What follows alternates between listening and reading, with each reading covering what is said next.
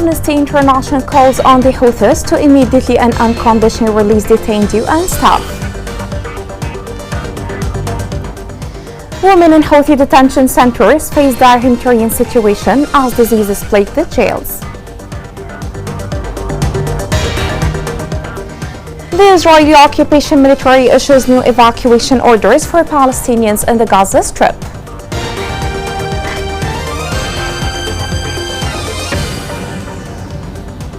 Welcome to Yemen Today TV. This is the English news with me, Roshan, Fouad. Dozens of UN aid workers remain arbitrarily detained by Houthi authorities, threatening humanitarian efforts and exposing a widening crackdown on civil society in Yemen. This report has more details.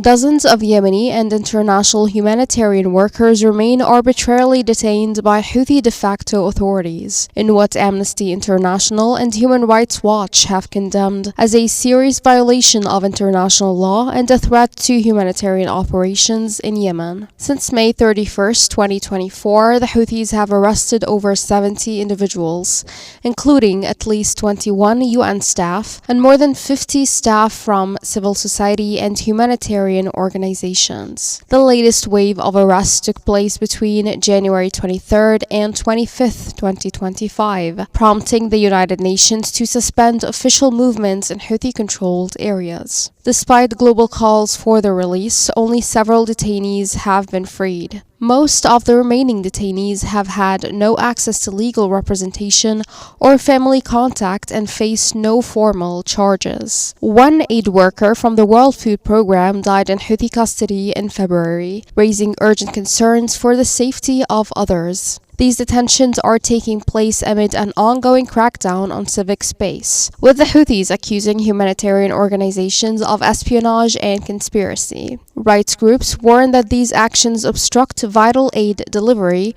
worsen Yemen's humanitarian crisis, and reflect a pattern of repression under Houthi rule since 2015. The arrests have disrupted critical humanitarian operations, especially in northern Yemen, where needs are dire. In response, the UN has suspended activities in Sada after 6 of its staff were detained in January. Amnesty and Human Rights Watch are urging governments with influence over the Houthis, as well as UN leadership, to increase pressure for the immediate and unconditional release of all those arbitrarily detained.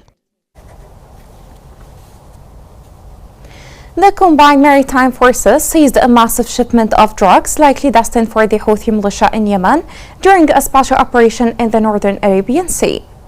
A statement issued by the forces stated that the British Royal Navy ship intercepted a suspicious vessel on May 22nd and seized a massive quantity of drugs. The statement indicated that the estimated trade value of the shipment exceeds $36 million. A child was killed when a projectile left behind by the Houthi militia, designated a terrorist organization, exploded in Ma'rib Governorate. Security sources reported that a projectile left behind by the Houthi militia also caused the death of an 8-year-old child, as police in Ma'rib Governorate stated that the child Yahya died in an explosion of a projectile left behind by the Houthis.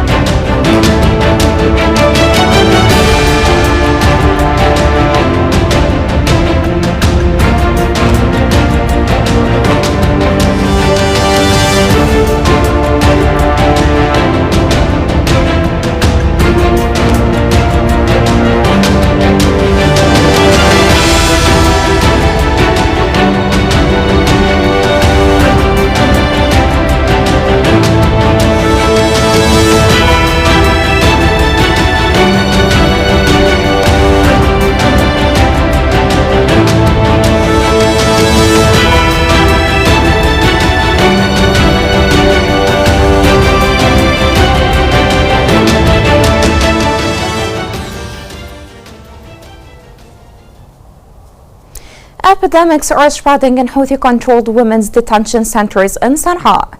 The group is accused of negligence and calls are being made to release female prisoners. The Fang report has more.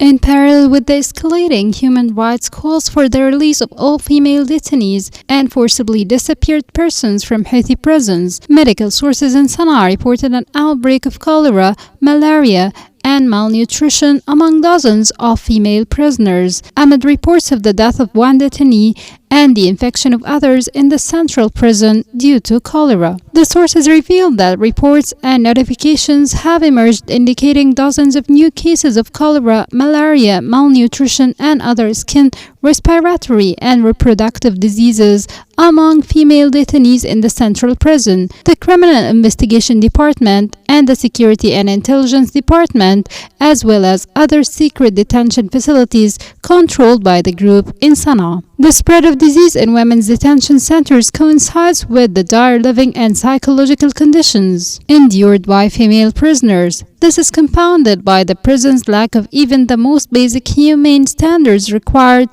for detention facilities, such as cleanliness, good ventilation, and adequate health care. This is in addition to a severe shortage of water, electricity, and basic necessities. With the Houthis preoccupied with continuing their military escalation, inviting new strikes that would destroy the remaining vital infrastructure, sources reported that female leaders in the group's female security arm, El Zainabiyat, who oversee women's prisons in Sana'a, informed the families of detainees that they were prohibited from visiting them or bringing food and other supplies due to the spread of cholera, malaria, and other infectious diseases. This is a result of deliberate neglect and the group's failure to take appropriate measures. Palestinian media outlets citing medical sources reported that 20 people were injured after the Israeli army opened fire on hundreds of people heading to an aid distribution point in the Gaza Strip. Israeli authorities allowed a small amount of aid into Gaza after nearly 3 months of blockade. The aid is being distributed by the Gaza Humanitarian Foundation, a private organization supported by the United States, at 4 locations, 3 in Rafah in the southern Gaza Strip and 1 in central Gaza.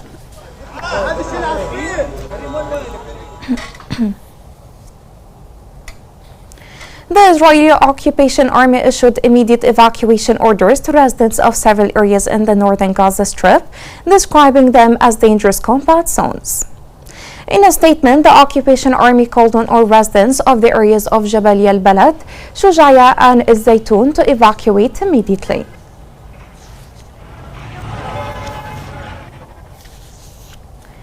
The UNRWA said that it has enough supplies in its warehouse in Jordan to feed more than 200,000 people in the Gaza Strip for a full month. UNRWA added that Gaza needs aid on a massive scale and the flow of supplies must be allowed unhindered and uninterrupted as residents are really suffering. Last week, Israeli authorities allowing a small amount of aid into Gaza after nearly 3 months of blockade.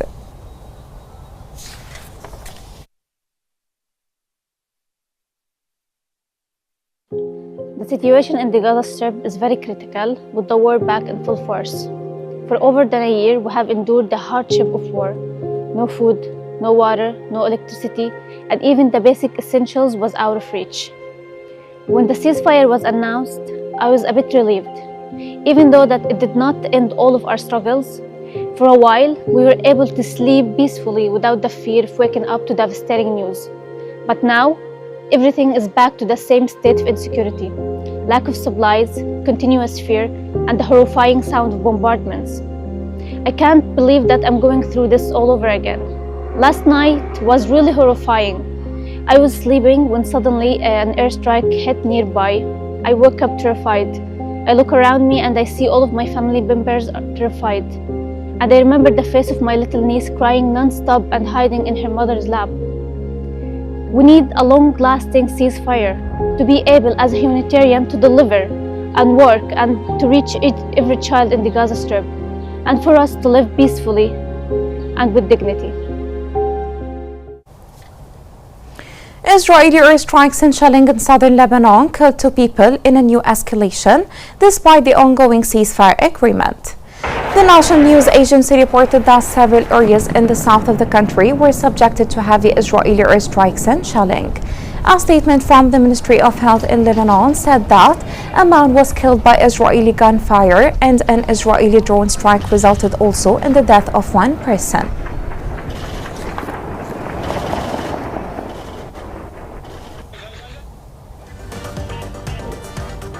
Coming up in the news.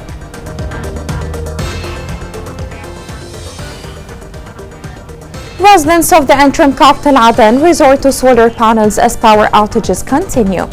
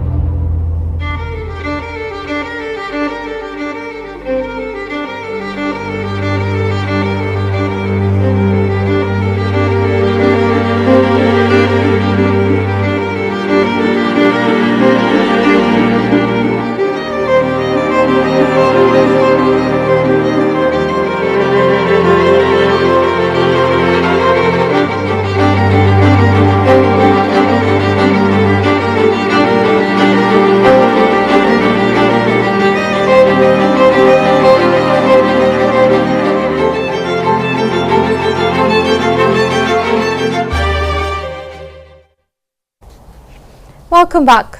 As power cuts stretch over 22 hours a day, residents in Aden are turning to solar energy to survive a punishing summer and a near total electricity collapse. This report has more. Facing a harsh summer and near total power outages, residents and businesses in the southern Yemeni city of Aden are increasingly turning to solar energy as their only reliable power source. Under mounting economic pressure, many shop owners have shifted their focus toward the booming demand for alternative energy. Solar panels and energy systems have replaced their usual goods as customers seek immediate solutions to survive the scorching heat. Mohammed, who owns a shop specializing in solar energy, says his storefront is now lined with solar panels, a sight that reflects the soaring demand. He notes that as summer begins and temperatures rise, more people are turning to solar energy. أصبحت الألواح والطاقة عليها إقبال واسع. Solar panels are in extremely high demand this summer as power outages continue unabated. Large quantities of solar panels in all sizes and voltages are flying off the shelves. Some people are seeking any solutions necessary to counter the scorching heat, while others don't have the means for it. Aden's residents are currently grappling with power outages that can last more than 22 hours a day, leaving them with no choice but to seek alternatives. For many, installing solar panels on rooftops is the only way to power basic appliances, especially fans that offer some relief from the extreme heat. We suffer from the sweltering heat in Aden as power outages continue to sweep the governorate. With blackouts lasting up to 22 hours, solar panels are our only hope. Despite the availability of solar systems in the market, their high cost remains a major obstacle. Many families cannot afford to buy enough equipment to fully meet their needs and must settle for minimal setups. This year, the situation has worsened with a significant decline in the performance of the state-run electricity grid, making solar energy not just a preference, but a necessity. The Meteorology and Early Warning Center forecasts that coastal areas and nearby areas will experience humid, hot to very hot weather. Winds will be moderate, active on the eastern, southern, and southwestern coasts, Bab el-Mandeb Strait and Mayoun Island. The Central also forecast in its daily weather bulletin that the weather in the highlands will be clear to partly cloudy, with the possibility of scattered thunderstorms in parts of the highlands. 21 people were killed and injured in various traffic accidents across liberated areas of Yemen over the past 24 hours. The website of the Ministry of Interior of the internationally recognized government reported that traffic police recorded 16 traffic accidents during the previous day. The ministry explained that the accidents resulted in the deaths of 4 people, while 17 others sustained varying degrees of injuries, 13 of whom were described as critical.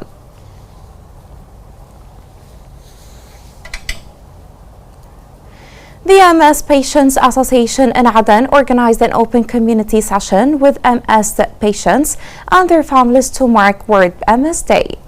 At the event, attended by Undersecretary of the Ministry of Culture, a medical consultant spoke about the symptoms of the disease, how to cope with it, and the necessity of early detection to avoid complications. The association's president explained that the goal of the event is to highlight the importance of early detection upon experiencing symptoms and to seek medical consultation.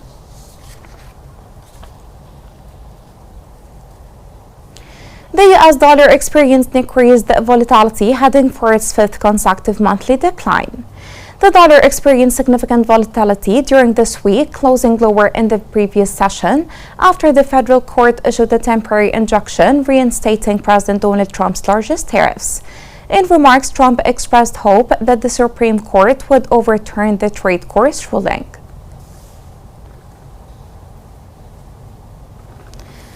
Gold prices fell, heading for a weekly loss amid a slight strengthening of the dollar as investors awaited a key U.S. inflation report.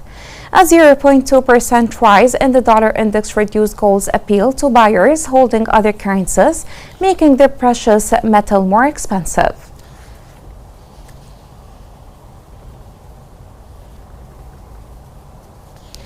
Paris will deploy thousands of police officers during the Champions League football final between Paris Saint-Germain and Inter Milan in Munich.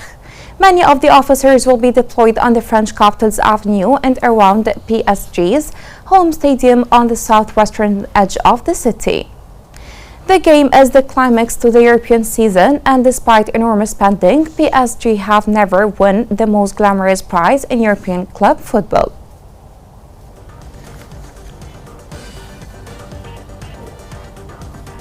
Here is a reminder of the main headlines. Amnesty International calls on the Houthis to immediately and unconditionally release detained UN staff.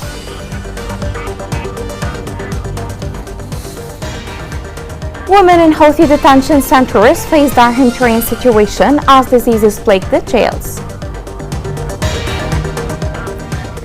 The Israeli occupation military issues new evacuation orders for Palestinians in the Gaza Strip.